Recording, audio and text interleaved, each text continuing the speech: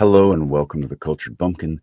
This is chapter 6 of Emma by Jane Austen, a Southern audiobook.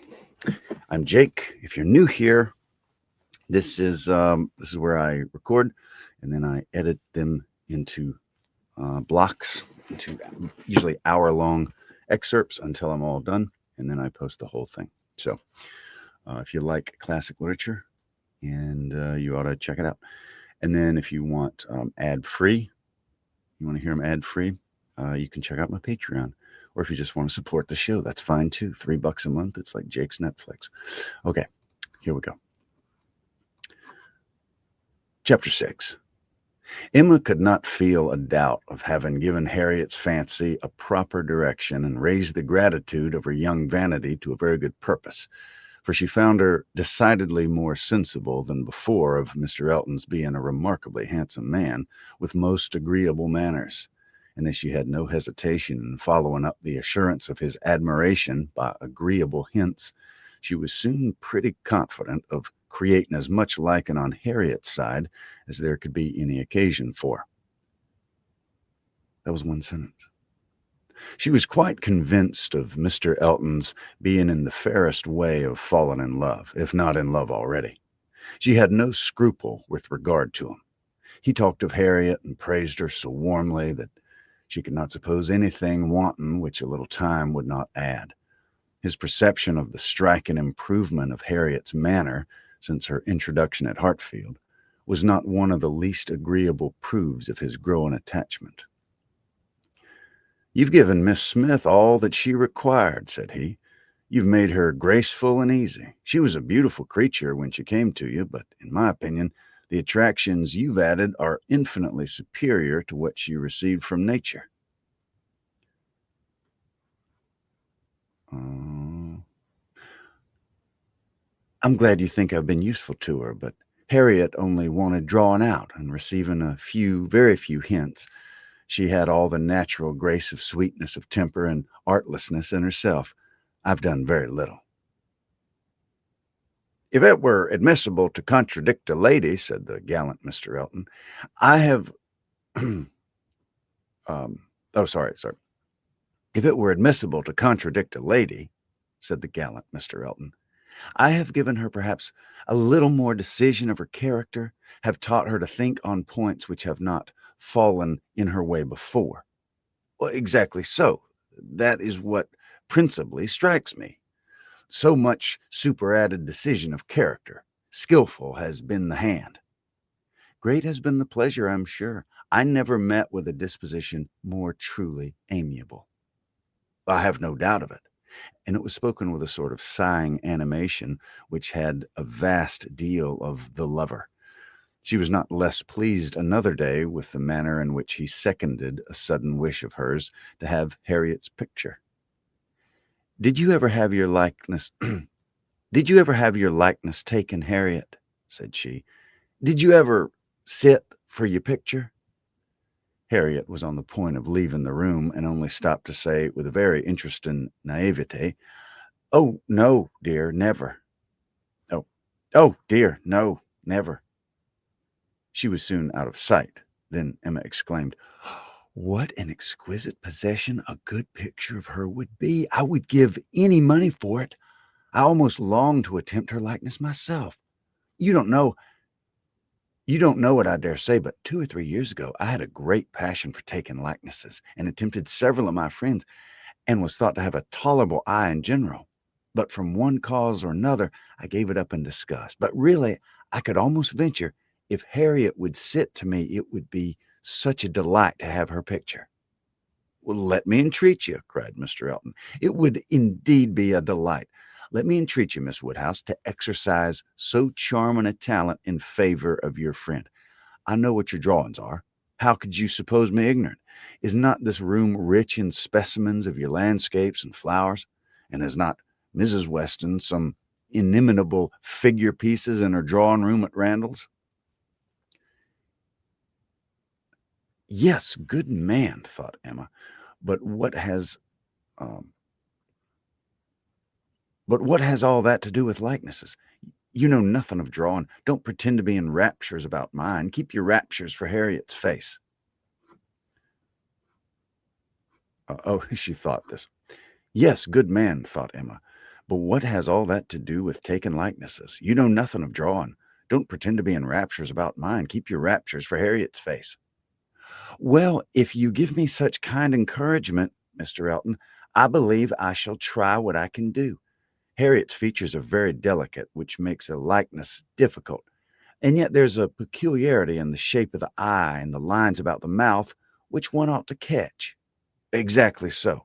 The shape of the eye and the lines about the mouth. I have not a doubt about your success. Pray attempt it. As you'll do it, it will indeed, to use your own words, be an exquisite possession. But I'm afraid, Mr. Elton, Harriet will not like to sit. She thinks so little of her own beauty.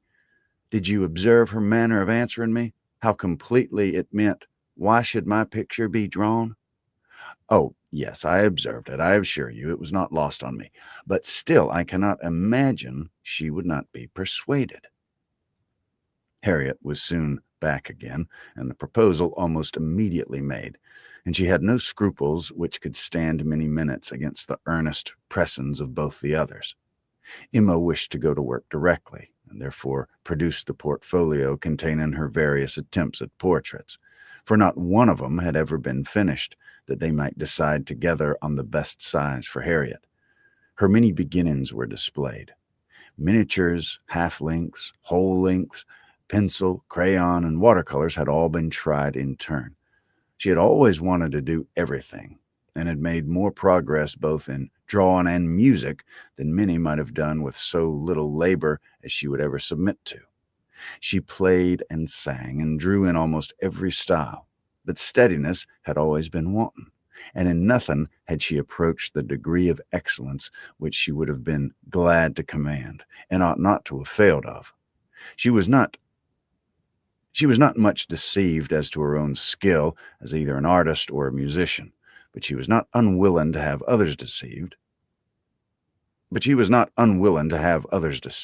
Or sorry to know her reputation for accomplishment often higher than it deserved.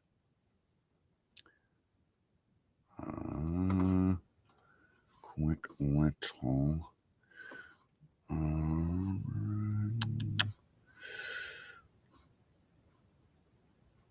Let's see, what do we got here? Hello, friend. I've seen your videos. Enjoyed them greatly. Thank you very much. She had a great personality. I don't know. I don't know if she modeled Emma after herself. I don't know. I would be confident that somebody in her writings is her, and probably her sisters. I know she had at least one sister, possibly her dad. I think she came from a really good family. Her mom, who knows? So I don't know. I haven't heard her write about the book, so I'm not sure what her intentions were. Either way, Emma's an amazing character. There was merit in every drawing.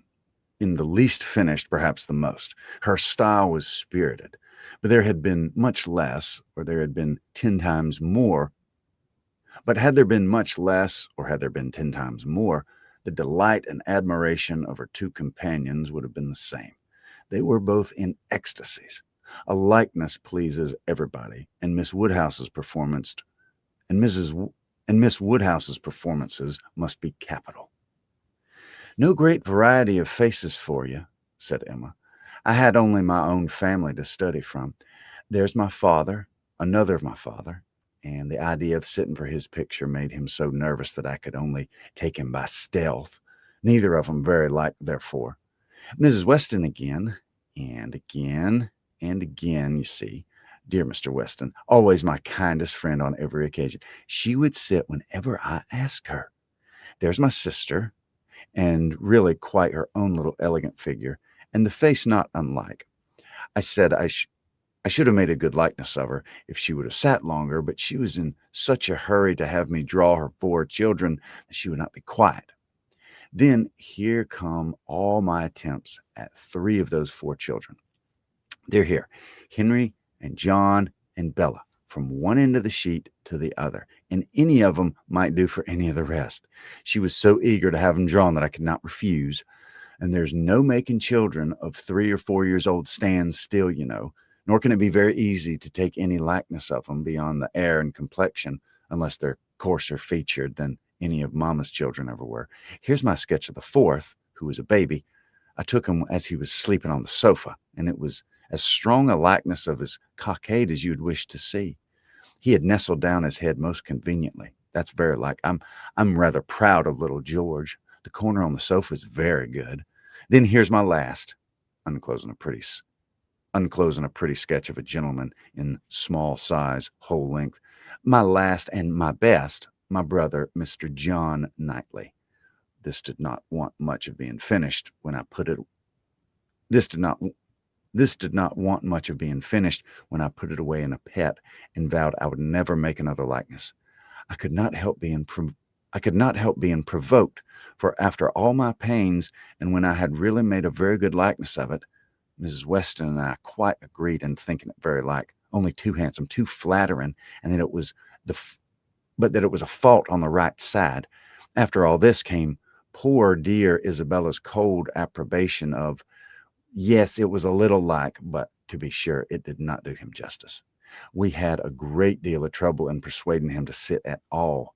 It was made a great favor of, and altogether it was more than I could bear, and so I would never finish it, to have it apologized over as an unfavorable likeness to every morning visit in Brunswick Square. And as I said, I did then forswear ever drawing anybody again, but for Harriet's sake, or rather for my own, and as there are no husbands and wives in the case at present, I will break my resolution now.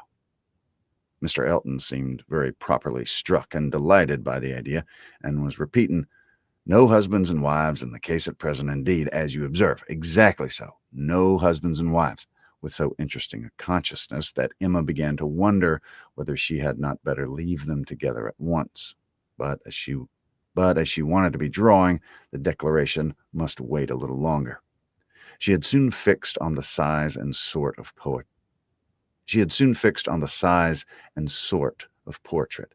It was to be a whole length in watercolors, like Mr. John Knightley's, and was destined, if she could please herself, to hold a very honorable station over the mantelpiece. The sitting began, and Harriet, smiling and blushing, and afraid of not keeping her attitude and countenance, presented a very sweet mixture of youthful expression to the steady eyes of the artist.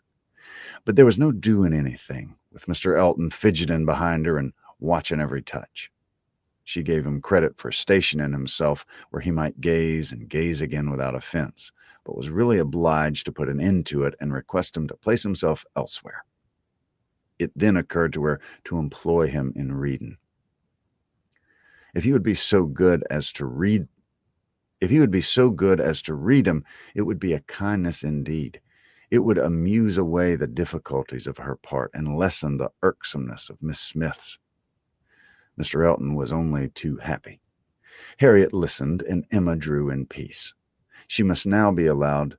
She must allow him to be still frequently coming. She must allow him to be still frequently coming to look.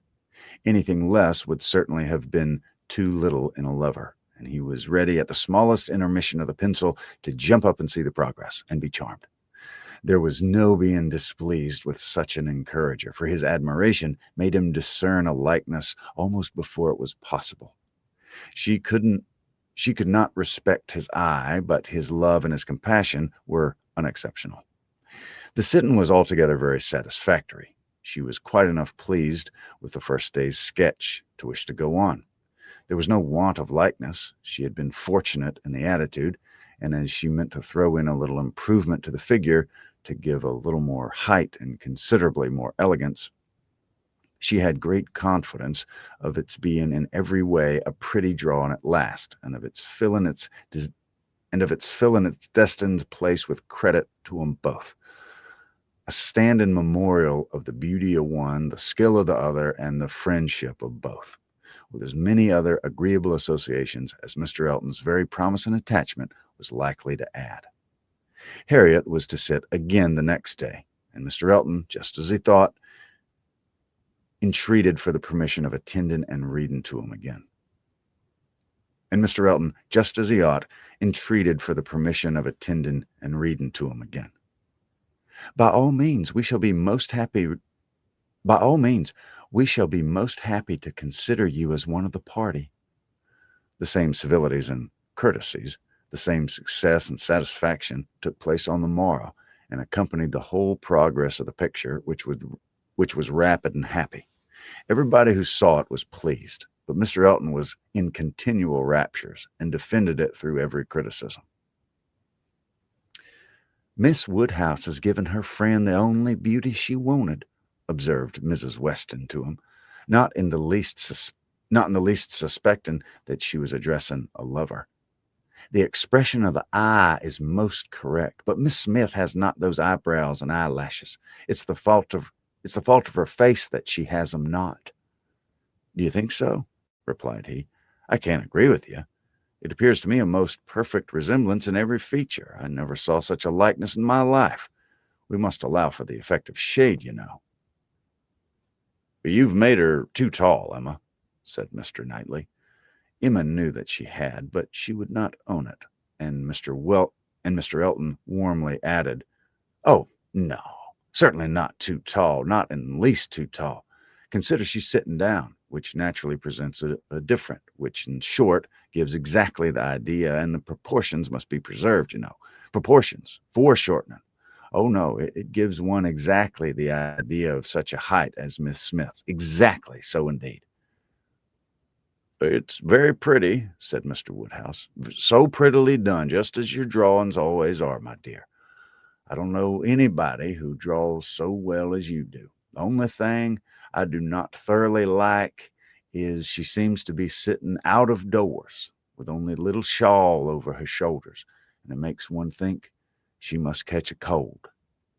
But, my dear papa, it's supposed to be summer, a warm day in summer. Look at the tree." "But it's never safe to sit out of doors, my dear."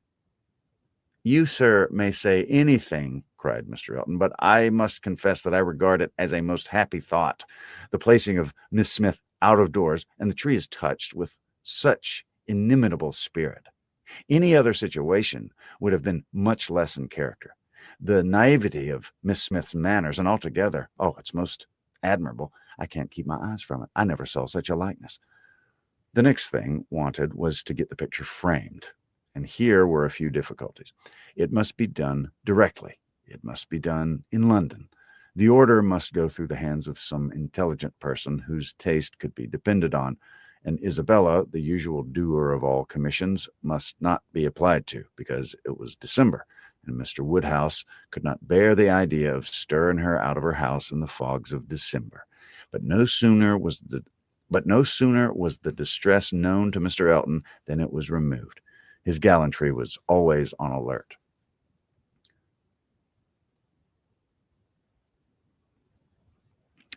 Let's see. Okay. Might he be trusted with the commission? What infinite pleasure should he have in executing it? He could ride to London at any time. It was impossible to say how much he should be gratified by being employed on such an errand. He was too good. She could not endure the thought. She would not give him such a troublesome office for the world. She would not give him such a troublesome office for the world. Brought on the desired repetition of entreaties and assurances, and a very few minutes settled the business. Mr. Elton was to take the drawing to London, choose the frame, and give the directions. And Emma thought she could pack it so as to ensure its safety without much incommoding him, while he seemed mostly fearful of not being incommoded enough. "What a precious deposit," he said with a tender sigh as he received it. "This man is almost too gallant to be in love," thought Emma. I should say so, but that I suppose there may be 100 different ways of being in love.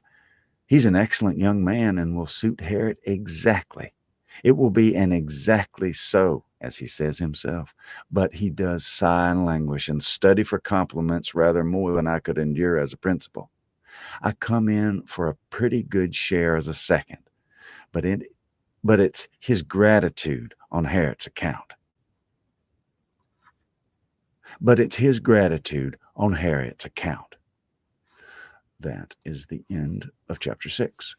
And that is the end of my little video. It keeps popping off. It gets so hot or something. I don't know why it goes off. Anyway, there we go. So thanks for listening, and I will catch you next time.